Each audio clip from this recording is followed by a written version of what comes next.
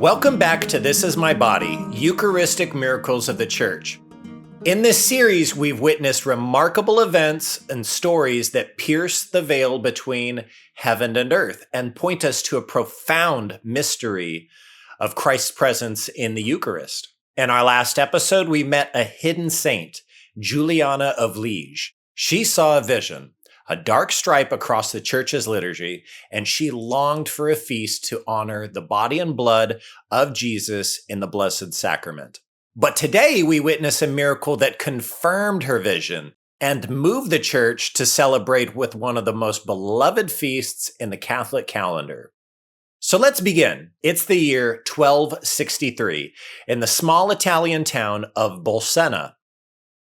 There, a German priest named Father Peter of Prague, known for his piety, was carrying a very heavy burden: doubt. Though faithful and devout, he struggled to fully believe the doctrine of transubstantiation. Transubstantiation means that at the consecration of Mass, the bread and the wine become the actual body and blood of Christ, while still appearing to be bread and wine. For Father Peter, it wasn't rebellion, it was sorrow. He wanted to believe, but he longed for assurance. So he set off on a pilgrimage to Rome, hoping to find peace at the tombs of the apostles. Along the way, he stopped in a small lakeside town called Bolsena, where he offered Mass in the church of Santa Cristina. And it was there, at the moment he elevated the host and spoke the words, "Hoc est enim corpus meum," that heaven responded. The consecrated host began to bleed. Drops of blood fell to the white linen corporal on the altar. Startled and, of course, overwhelmed, Father Peter froze.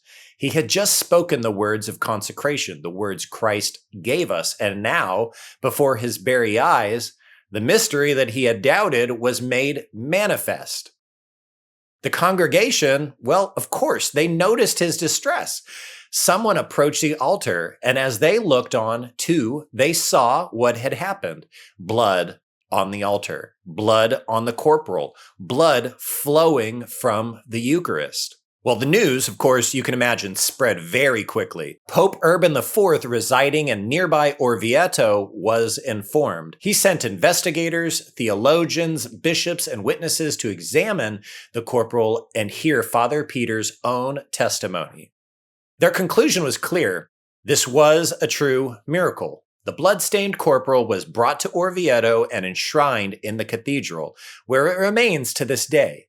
It's a powerful relic, venerated by pilgrims from across the world. But the story doesn't end there. This miracle struck the heart of Pope Urban IV in a profound way. He had long carried the devotion to the Eucharist himself, and of course he knew Juliana of Liège, the mystic who begged the Church for a feast in honor of the Blessed Sacrament. Now, with the miracle of Bolsena confirmed, Urban acted quickly. In 1264, just 1 year after the miracle, he issued a papal bull, Transiturus de hoc mundo.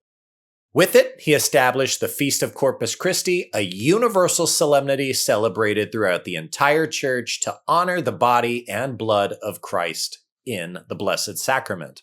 It was the first ever such feast instituted by a pontiff. And to ensure the beauty and depth of the liturgy matched the majesty of the Eucharist, Pope Urban turned to one of the greatest theologians the Church has ever known, and that is none other than St. Thomas Aquinas. Aquinas, who happened to be in Orvieto at the time, composed the prayers and hymns that we still sing to this day, the Pange Lingua, the Tantum Ergo, and the breathtaking Laudation. Words that elevate the soul and express the mystery of the Eucharist with clarity and awe. The miracle of Bolsena changed history.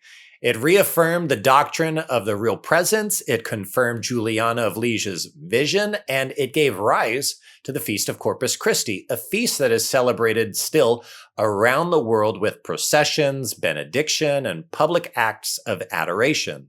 But most of all, it reached the heart of a doubting priest, and it reminded the Church of a timeless truth, The Eucharist is not a symbol. It is not a metaphor. It is only Christ. Truly present, body, blood, soul, and divinity. The miracle is not locked in the past. It happens every day at every Mass. He is here, Jesus Christ. And just like Father Peter of Prague, we are invited to believe once again at every Mass, as if it's the very first time. Maybe you're like him. Maybe your faith has grown weary.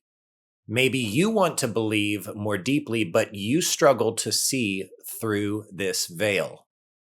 Then this story is for you. Because when we approach the altar, when we hear the same words, "This is my body," we stand on holy ground, and He is truly there with us. So let us adore, let us kneel in wonder, let us believe with all of our heart. And like the crowds in Orvieto, like the processions that stretch through the centuries, let us lift our voices and sing Tantum ergo sacramentum, my Lord and my God. Thank you for joining me on this third episode of This Is My Body. If this is the kind of content that you like, if the Miracle of Bolsena inspired you, I invite you to like, share, and subscribe to my channel. And don't forget to check out my brand new book with Tan Books, Compendium of Eucharistic Miracles, for more than 100 powerful stories just like this one. And until next time, may your faith in the Eucharist grow ever stronger.